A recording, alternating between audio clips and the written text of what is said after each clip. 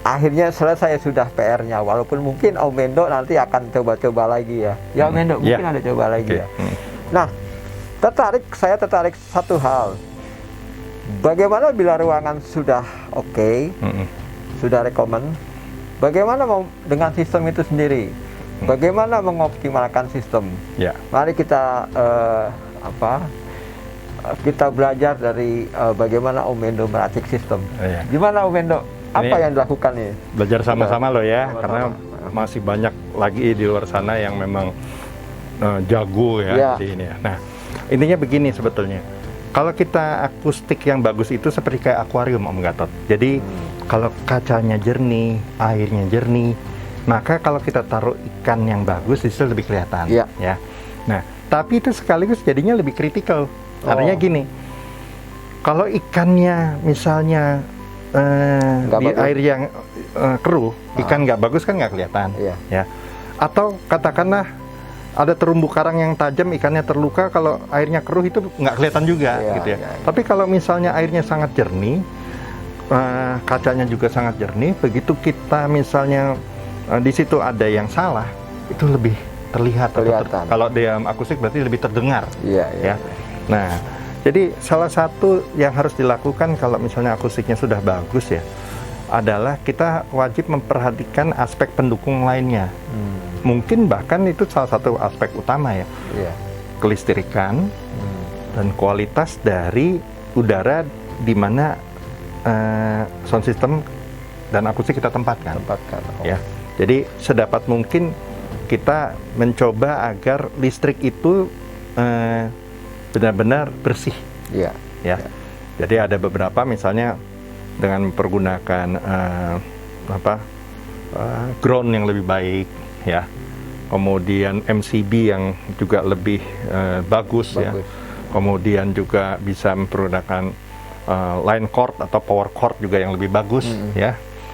Kemudian juga kita mencegah interferensi, ya, sinyal. Nah, dan menjaga agar suplai listrik itu dalam kondisi terbaik. Ya.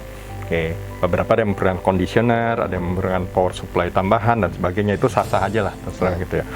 Nah, kualitas udara juga gitu. Jadi kalau memang ruangannya ber-AC, maka jangan lupa diservis secara berkala, karena kebersihan dari itu, apalagi di zaman pandemi gitu ya, itu lebih baik kita perhatikan, ya. Karena bukan apa-apa, itu sangat berpengaruh. Jadi ruangan pada saat misalnya dia panas, itu sebetulnya secara jangkauan frekuensi gelombang itu kecepatannya menjadi lebih lambat ya. Nah, otomatis jadi karena lebih lambat itu kita dengarnya nggak sebagus kalau dia misalnya ruangan pada suhu yang lebih ideal. Suhu ideal itu sebenarnya rata-rata antara 24 sampai 27 derajat Celcius. Yaitu seperti suhu kamar ya sebetulnya ya. Kita jadi jangan sampai kedinginan banget, tapi jangan kepanasan. Ya. Nah, itu makanya saya juga berusaha menjaga di suhu sekitar segitu. Ya, 24, 27 itu suhu ideal gitu ya. Nah, terus penempatan sound system tadi juga sempat dibahas tentang placement, itu sangat penting. Placement sangat penting, jangan sampai misalnya speaker itu condong yang kiri lebih maju daripada yang kanan. Nah, itu tidak akan membentuk soundstage atau image yang bagus ya. Kemudian kalau kita mempergunakan speaker kecil, maka ruangan itu idealnya jangan gede-gede juga, ya. Dan kebalikannya. Jadi kalau misalnya ruangannya besar, jangan pakai speaker kecil, karena itu akustiknya bagus tapi speakernya kekecilan gitu ya. Itu juga nggak akan menghasilkan suara yang optimal gitu ya. Nah, kebalikannya kalau misalnya di ruangan kecil kita pakai speaker four senders atau towers yang segede gaban, meskipun akustiknya sudah diperbaiki, tetap aja suara speaker itu tidak bisa totally ngeblend ya sama ruangannya gitu ya. Nah, yang lainnya yang juga cukup menarik Om Gatot adalah kita wajib juga memperhatikan keseimbangan dari masing-masing perangkat ya, yang kita hubungkan menjadi satu kesatuan. Jadi misalnya tadi kan Om Gatot sempat mendengarkan, saya sempat kasih dengar high res, saya kasih dengar yang pH misalnya gitu ya. Nah, sedapat mungkin kita punya preamp yang memang fleksibel untuk itu ya. Jadi misalnya pH kan berarti kan dia turntable butuh phono stage yang memang cukup baik ya. Terus itu biasanya ada di preamp-preamp yang juga kualitas cukup bagus. Iya.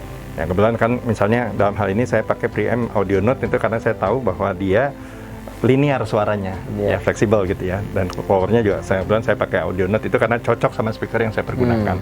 Jadi matching itu penting, ya. Matching. Jangan sampai misalnya kita masang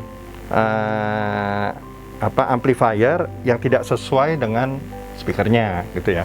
Karena ini kebetulan kan speakernya tidak membutuhkan daya tinggi untuk bersuara yang ini cukup kencang, jadi otomatis saya juga nggak perlu pakai yang ratusan watt misalnya.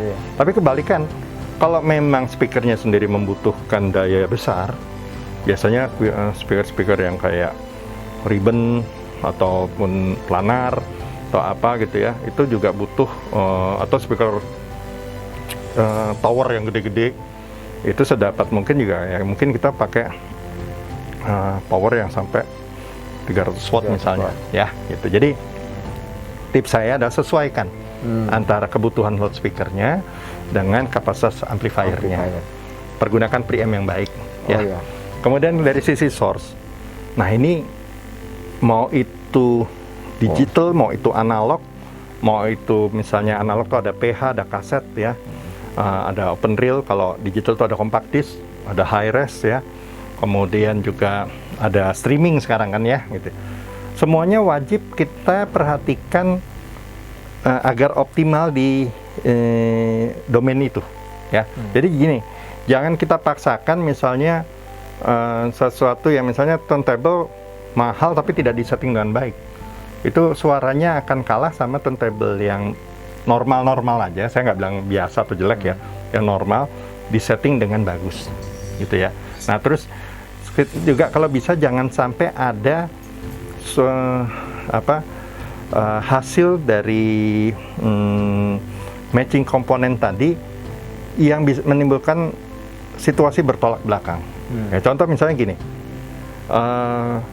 kita sistemnya itu di ruangan akustiknya bagus tadi, cenderung clarity sudah bagus ya. Nah, janganlah kita pakai misalnya perangkat yang karakteristiknya misalnya bright, makin kedengeran kayak banyakan atasnya jadinya gitu loh ya. Jadi keseimbangan tonal tuh wajib diperhatikan. Dan kebalikan juga kalau misalnya kita itu suaranya setelah kita tata akustiknya tuh kurang kebuka, nah bisa jadi kita pakai sound system yang karakternya justru agak bright ya, sehingga nanti keseimbangannya jadi kembali normal lagi gitu Om Gatot ya. Jadi beberapa hal tips dan trik tadi ya bisa dicoba sendiri tuh ya di itu kalau teman-teman. Kalau makanan kita ngeracik jangan terlalu asin, jangan terlalu manis, dan terlalu juga rasanya hambar juga jangan gitu ya. Jadi kita cari keseimbangan. Gitu, cakep tuh. Ide tips cakep.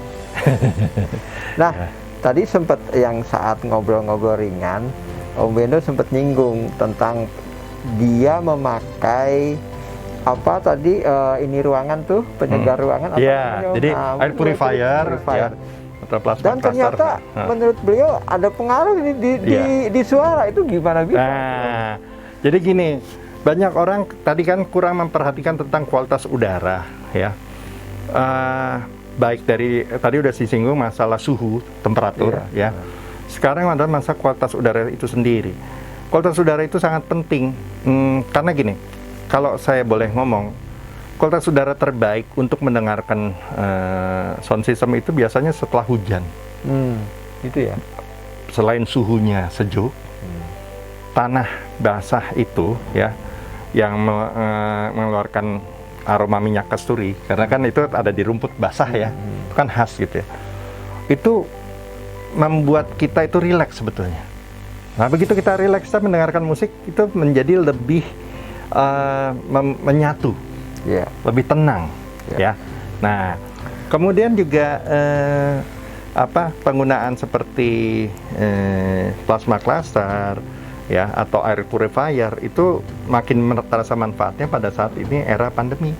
Oh, gitu. Ya, di era pandemi itu apapun yang bisa kita pakai untuk memerangi COVID-19 ya lebih baik kita pakai gitu ya. Jika memungkinkan, gitu Jika ya. memungkinkan gitu. Kalau tidak, tips yang berikutnya adalah usahakan sirkulasi udaranya itu bagus. Jadi maksudnya gini. Bisa dibikin dengan exhaust yang inlet outlet. Jadi misalnya katakanlah wah AC cukup mahal juga padahal ini di ruang keluarga ya. AC mungkin lebih baik ditaruh di kamar aja deh kalau ruang keluarga ya, pergunakan inlet sama outlet jadi selalu ada sirkulasi udara di dalamnya. Gitu. Nah, itu pasti akan hasilnya lebih mumpuni gitu. Ini mengingatkan saya akan saran bahwa lebih baik kalau dengerin musik tuh enakan malam. Karena nggak tahu. Nah, ini mungkin ada hubungannya juga dengan ini. Betul. Ada lagi yang bilang, kalau dengerin musik, mendingan lampunya dimatiin. Kan kita hanya dengar suara, nggak ngeliat tampilan, ya kan? Nah, gitu. Dan ternyata emang saya pernah ngalamin emang lebih bisa bikin kita lebih involve ya. Iya, betul. Karena kita terbebas dari beberapa hal. Iya, betul. Nah, kalau yang malam itu mungkin terkait dengan nggak terlalu banyak orang pakai listrik ya, jadi ya salah satunya jadi listrik lebih bagus kan, tadi kan saya udah bilang listrik lebih bagus, hasil suara pasti lebih baik gitu kan ya. Terus udara lebih sejuk, lebih bersih, itu juga bisa membuat kita mendengarkan juga lebih baik. Bandingkan misalnya gini, kita mendengarkan di siang hari bolong, terik gitu ya, kita dengar sound system, kita juga dengarnya nggak akan seenak kalau kita dengar di malam hari. Anggaplah kita nonton live musik hajatan ya, gitu ya, yang sudah dimulai jam 12 siang nih, gitu ya. Biasanya penonton pun nggak akan sebanyak kalau misalnya dilakukan mulai malam hari, misalnya yang jam 8 malam ke atas gitu ya. Itu biasanya lebih banyak yang nonton gitu ya, karena memang udara lebih sejuk, lebih tenang, lebih fokus juga karena memang pencahayaan di malam hari itu kan nggak seterang kalau siang ya. Otomatis kan jadinya kita lebih mengarah kepada tata cahaya manual. Oke, udah. Nah, oke Om ya, ada lagi Om saran lain? Jadi mungkin saya meresume tips yang ada ya. Yang pertama adalah benahi akustik, kemudian benahi kelistrikan, benahi kualitas udara. Ya. 3 itu tadi ya. Kemudian lakukan pemilihan dan matching dari perangkat audionya ya. Terus yang terakhir ya, lakukan setting tepat guna. Ini 5 kedengarannya kayaknya gampang ngomongnya ya. Tapi saya sendiri aja butuh waktu lama untuk bisa melakukan itu gitu. Jadi kalau teman-teman misalnya on the process atau mungkin belum berhasil, jangan patah semangat. Karena memang audio itu sebetulnya satu perjalanan panjang. Dan ujungnya adalah kita ingin menikmati musik dan happy dengan apa yang kita lakukan ya. Jadi itu yang mungkin tips dan trik yang bisa saya sampaikan. Nah, top. Nih ide Yahut dari Om Wendo. Nah, itu ide menarik dan tentunya ini baru sebagian kecil ide dari luasnya rimba keakustikan itu sendiri ya Om. Ya, betul. Nah, teman-teman bisa temukan aneka tips yang bermanfaat, tidak hanya akustik, tapi juga tidak hanya akustik, tapi juga sistem, juga mungkin tentang hal-hal lain, matching perangkat, gitu ya. Perangkat di grup FB Rumah Audio Indonesia, atau RAI ya. RAI. Kalau belum jadi member, monggo daftarkan diri, bergabung. Om Wendo adalah founder dari RAI ini sendiri bersama dan didukung oleh tim admin ya. Tim admin yang cukup solid. Oke. Nah, selain di RAI ya. RAI, Anda juga bisa mendapatkan informasi ya, teman-teman bisa mendapatkan informasi di media What Hi-Fi Indonesia. Om Wendo juga pernah nulis di sana. Dan nanti akan nulis yang berikutnya gitu ya. Berikutnya. Iya, karena intinya gini, semakin banyak orang yang mungkin bisa mendapatkan informasi yang tepat guna. Kita berharap industri audio dan industri musik itu jadi tetap semarak ya. Karena di dalam era pandemi ini kita lebih baik kolaborasi daripada main sendiri-sendiri gitu Om. Oke. Demikian Om Mendo, terima kasih loh. Sama-sama Om Gatot, Om Agung ya. Ini luar biasa. Saya sendiri happy banget karena ya kedatangan sahabat ya. Dan moga-moga apa yang disampaikan bermanfaat buat kita semua. Sami-sami, terima kasih. Sukses selalu. Ya, salam sehat buat semua teman-teman. Nah, ini juga sebelum ini saya lupa sampaikan bahwa nanti ditayangkan juga beberapa foto, yang foto kenangan ya Om Mendo. Saat dulu Om Mendo membangun ruangan ini. Ya, siap. Oke, terima kasih dan sampai jumpa di WhatsApp Corner selanjutnya. Assalamualaikum, salam sejahtera. Bye. Ya.